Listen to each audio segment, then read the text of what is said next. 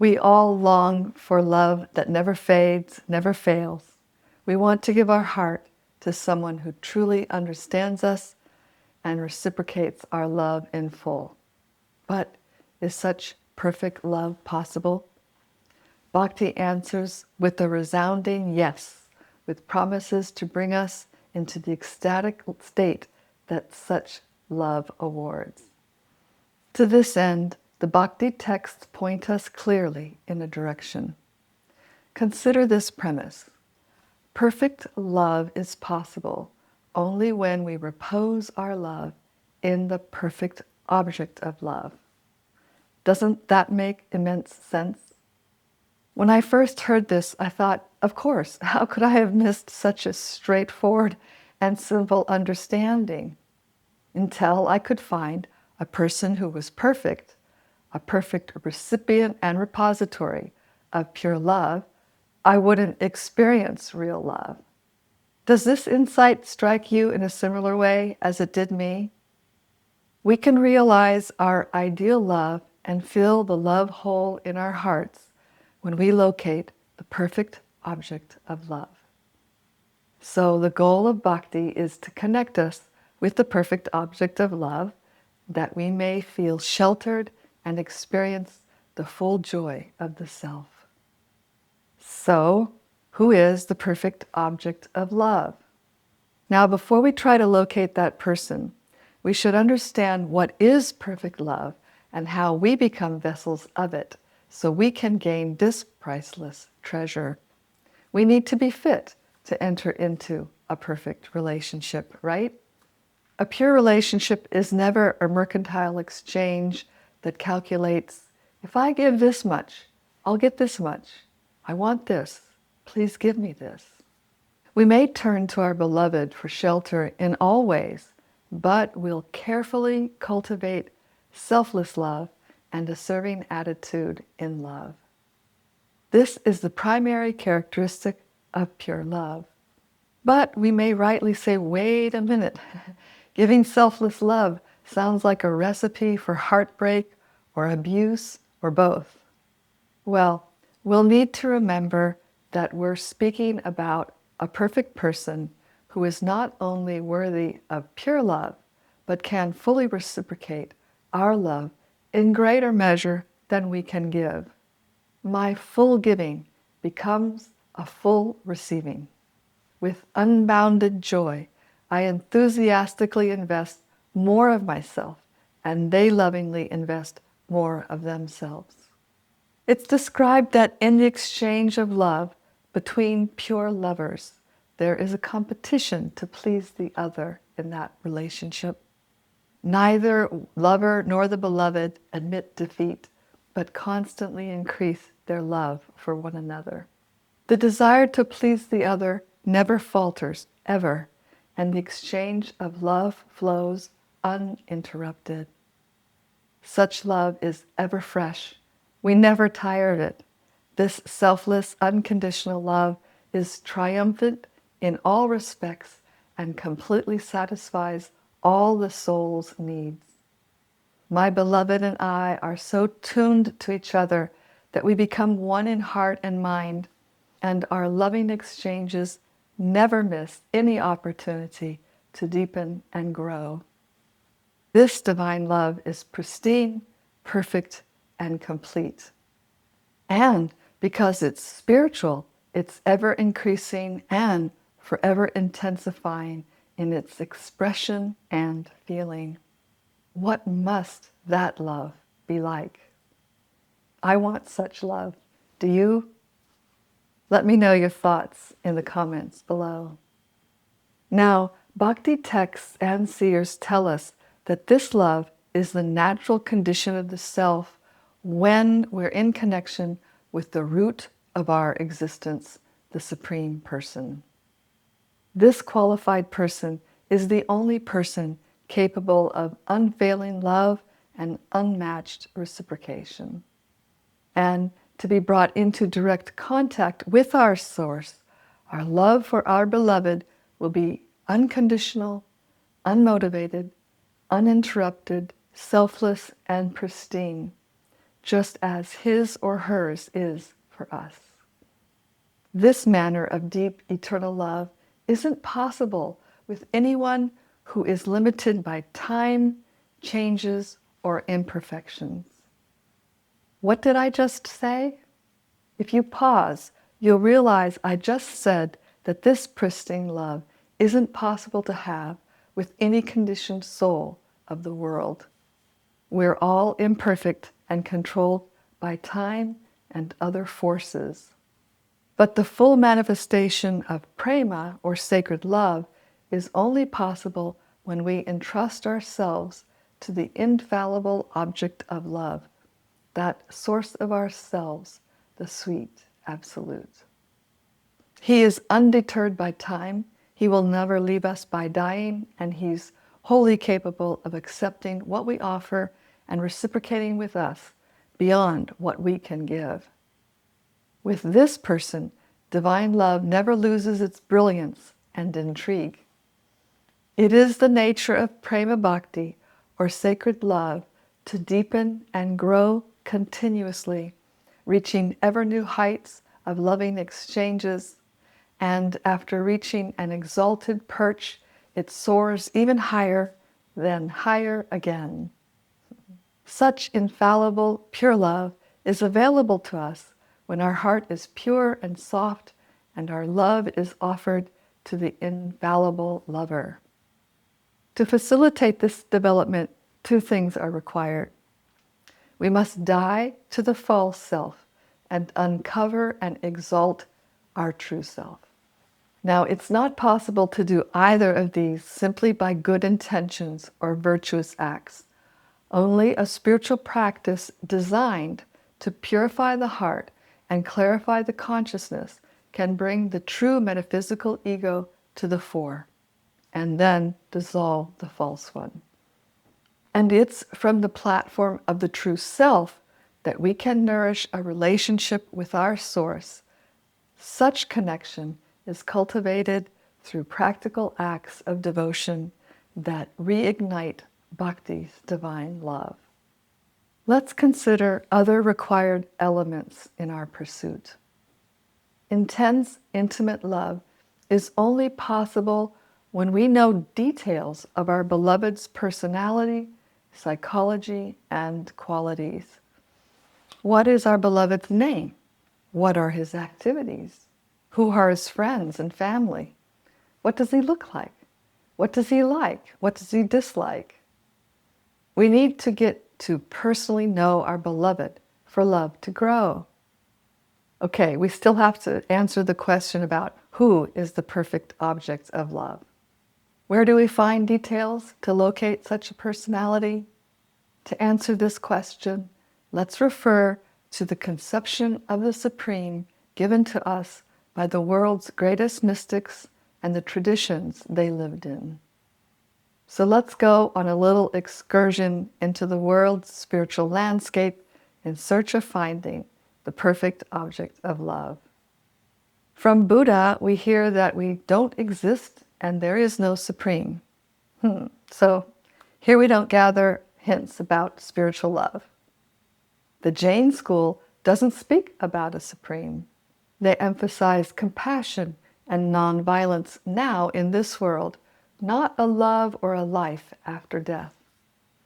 Sankaracharya, the leader of Advaitins, tells us the Supreme is a formless, quality-less, all-pervading one.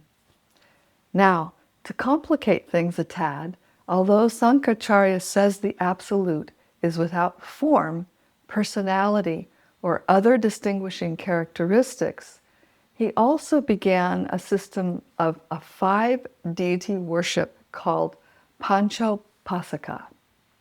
These followers worship the forms of Shiva, Durga, Ganesh, Surya, and Vishnu, but only as a tool for meditation.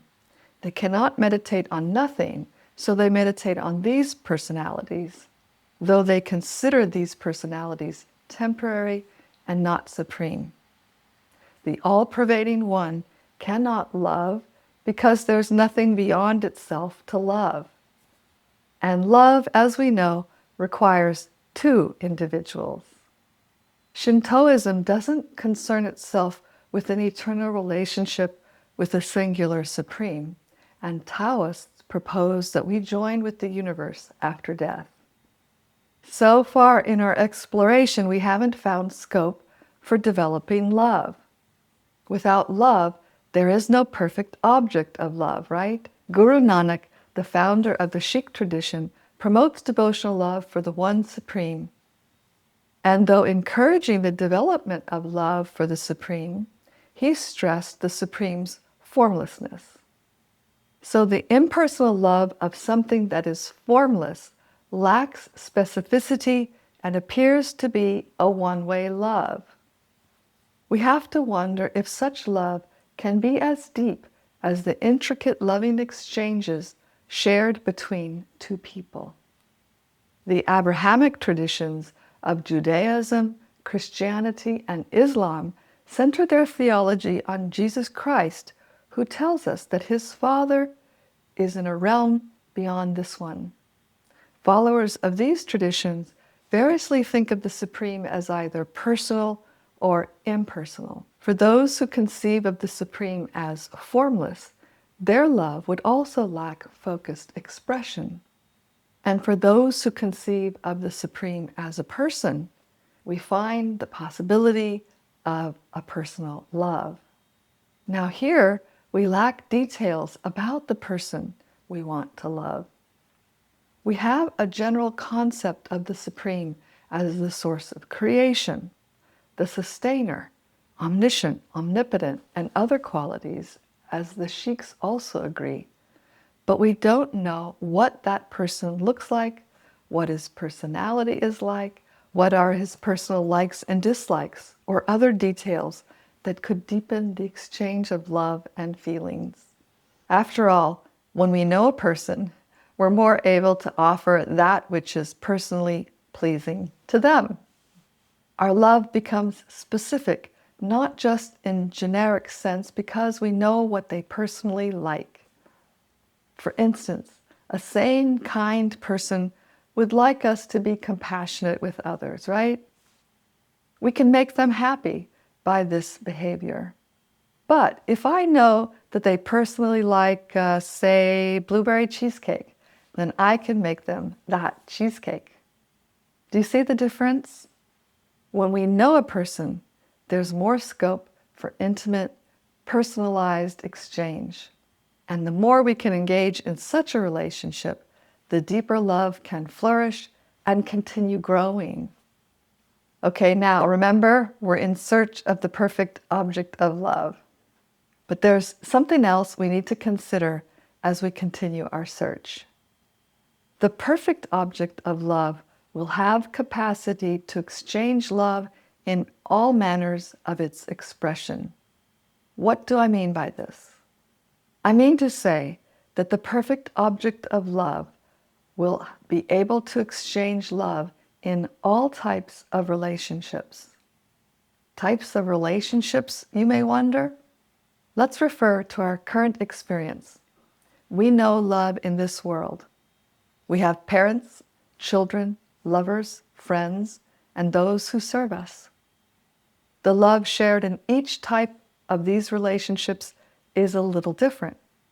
We could even say that the love between master and servant is more distant than the love between the lover and the beloved. Do you agree? So when I speak about manners of expressing love, I'm referring to the love in different types of these kinds of relationships. Now, why is this significant or important? Because each person, each of us, is a unique individual with unique desires. So each of us will want to express a certain type of love for our source. Some of us may cherish being an elder who can give parental care. Some of us will want to be a friend. Others will want to be a lover or a servant. Therefore, the perfect object of love will need to be able to exchange in all these varieties of expressions of love. This is a qualification of the perfect object of love. Okay, now that we have this information, Let's continue our survey of the world's theologies. We come to India's Shakta and Shaiva traditions. The worshippers of Shiva are called Shaivites, and the worshippers of Durga Ma are called Shaktas. These worshippers express their love, surrender, reverence, and service to their deity. And the highest reach of perfection of their love can be expressed as a servant to their supreme deity. We don't find friends, lovers, or parents for Shiva or Durga. So while we find love, it is within the realm of a servant's love for their good master. Next, we come to the 5 Bhaktivedanta schools. Ramanuja and Madhva are prominent teachers from 2 of these 5 schools. And from them, we learn of the powerful, awe-inspiring Narayana, who is benevolent and lovingly shelters innumerable living entities in his transcendental realm, where all who enter there are granted immortality, fearlessness, and all auspiciousness. The descriptions of Narayan are very elaborate and charming. He has a youthful, transcendental body, and his beauty attracts everyone's attention. He and his gorgeous consort Lakshmi are bestowers of all opulence, and they reign as supreme benefactors for their devoted servants in the spiritual plane. Narayana has a commanding presence that draws deep awe and veneration from all the residents of his spiritual planet. In Narayana's abode, divine love is tinged with feelings of awe and reverence. He's great. We feel he's great. But that awe creates a distance between the infinite and the finite, between the master and the servant. Isn't the love of a servant always respectful and a bit distant? Now, I should mention Hanuman, who's greatly loved, and Ramchandra here before going on. Hanuman is dear to many people because of his special devotion for his master, Lord Ram. He's famous in the yoga community in the West for his absolute dedication and determination. In fact, many aspire for the beautiful dedication and love Hanuman has for Lord Ram. After all, Hanuman is Ram's most accomplished servant. He uses all his skills, which are numerous, to serve Ram, but he remains humble. His qualities are very attractive. Those who follow in Hanuman's footsteps and worship Ram purely are able to attain a relationship with Ram as a servant like Hanuman. So, with Narayana and Ram, we can become a dedicated servant. This is the extent of an expression of love facilitated in those relationships. Yet we know that love can reach a higher level because we have personal experience of the sweetness of exchanges in other types of relationships. As I mentioned earlier, we also have emotional exchanges between friends, with parents and elders, or lovers. These relationships are often more intimate than the love between a servant and his or her master. And for spiritual love to be complete, it must make the same emotional experience of all these kinds of relationships available to us in their pure form. Otherwise, spirit would be lacking. And that's not possible. Spirit is full and surpasses matter. Okay, let's continue. To find other possibilities in love and transcendence, we can now turn to the 3 other Bhaktivedanta schools. They offer us a glimpse into the highest spiritual intimacy available. From Vallabha, Nimbarka, and Sri Chaitanya, primary teachers in their lineages, we learn of the playful, youthful Krishna, who is the source of Narayan and has 5 endearing qualities that even the great Narayan does not possess. To facilitate the fullest expression of love and the greatest intimacy, Krishna takes on an endearing, human-like appearance so that we can approach him free from the conception of his godhood and majesty. In other words, Krishna takes off his crown and descends from his throne, so to speak, to walk among us, to exchange love with us, to embrace us and welcome us as his own friend or family member into his realm. He likes to conceal his omnipotence, omniscience, and omnipresence because they are so burdensome to him when he wants to be himself and play and enjoy. And it's exactly his human-like appearance that we find most charming because we can relate to how he feels and why he acts the way he does. In other words, so that we can share intimate love between us, he appears like us. And what do we find when his greatness is hidden? We find sweetness and intimacy. We find the summit of possibilities in divine love, where we can exchange in any type of relationship with the sweet absolute. We can play with him as bosom buddy, we jest with, wrestle down, take long walks with, or give counsel to. And if we approach him with parental feelings, he'll willingly become our dependent, whom we can smother with parental affection and care, feeding him specialties and dressing him in the best clothing.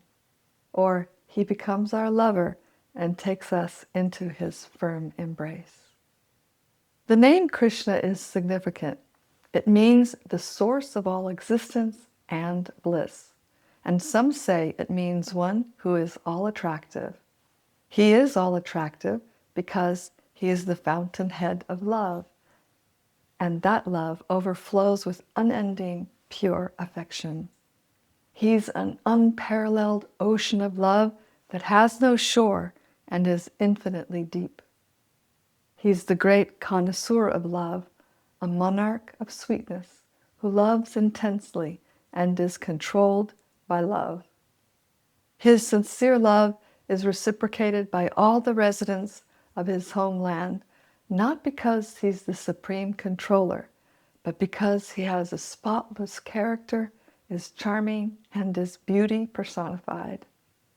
He has countless spiritual virtues. The greatest one is that his love for his devotees is so intense that he submits himself to the control of their love. It's said that by nature the sun is hot, the moon is cool, the earth is forbearing, and the ocean is deep, and the wind is restless. And by nature, Krishna is love. He expresses love unconditionally, and he is controlled by love. This is a profound, immovable part of his personality. Just take a minute to imagine that the Supreme is so grateful and humble that he is controlled by the love of his devotees. We can control the sweet absolute through selfless love. His heart is inconceivably soft and generous, and though he is generally grave, steady, polite, and blissful, forgiving, modest, he succumbs to the love of his devotees. Love is greater than the absolute because it controls him. These are just a few reasons why Krishna is the perfect object of love in bhakti. And arriving at Krishna's place, we no longer hanker for anything. We only desire his company and the ambrosia of our mutual loving exchanges with him and others in the homeland of the heart. The Krishna Bhakti tradition is noteworthy due to its extensive details about the divine, his abode, form, associates, activities, and qualities. The 19th century Russian mystic and philosopher Vladimir Solovyov says that if we wish to deliberate or meditate on theological topics, we can't do away with all the distinctive features of the Absolute. In fact, the more details we have, the more we can find expressions of love. From the Bhakti texts, we can see Krishna, and from a Bhakti practice, we will factually come to see Krishna face to face. Krishna's divine form is completely spiritual. It is made of condensed eternity, consciousness, and bliss. A form made of consciousness and bliss is so very different from the forms of this world. We can only imagine it. His stunningly beautiful form is the source of all beautiful things, and it is unmatched in all the material and spiritual creations. Though the oldest person, he's always situated in the prime of youth and captivates the hearts of everyone. His face, which is framed by glossy black curly locks, dancing eyes, and ruddy cheeks, appears like a festival of the greatest bliss, and it radiates waves of nectar. His charming, brilliant smiles create crashing waves of affection in the hearts of the devoted, and they turn their eyes into gushing streams of joyful tears. Those who see his face curse the Creator for making eyes that blink, which obstruct them from seeing the masterpiece of Krishna's form for even a fraction of a second. And the melodic tone of his voice mocks the humming of bees, the cooing of cuckoos, and the song of the flute. Innumerable rivers of charming jokes, beautiful poems, and sweet songs continuously flow in all directions from the divine lake of his voice. The Bhakti texts enchant the listener with such rich, detailed description of Krishna and the spiritual world. And there's also an abundant information about his qualities, personality, psychology, and activities. And by hearing and remembering him, we come face to face with our divine friend, who is the condensed form of love and eagerly awaits ours. In Krishna, love reaches its fullest expression. It is intimate, reciprocal, and eternal. In this way, Bhaktivedanta takes us to Krishna as the perfect object of love. Now, to be clear, let me say that there are several other ways that Bhaktivedanta identifies Sri Krishna to be the Supreme. I've just chosen to highlight one method here. Also today, I very briefly spoke about the different personalities of the Indian pantheon, such as Shiva, Durga, Rama, Narayana, Ganesh, Surya, and Vishnu, and Hanuman. It can be confusing to know that there are so many. It leaves us with the impression that Hinduism is polytheistic, and for some people it is. But Gaudiya Vaishnavism is a non-dual tradition that maintains reality is one. How do we accommodate this paradox? It's a big topic, and I'll address it in an upcoming episode, so stay tuned. Thanks for watching Exploring Bhakti. What qualities would your perfect beloved need to have in order to reciprocate your love fully and eternally? Please let me know in the comments below. In the next episode, we meet Sri Radha, the feminine feature of the Supreme, the fountainhead of all goddesses. If this episode sparked any thoughts or questions, please share them below. I hope you continue with me on the journey by subscribing. Until next time, may your search for love lead you to its perfect object. Swasti astu vishvasya. May there be good fortune throughout the universe and for you.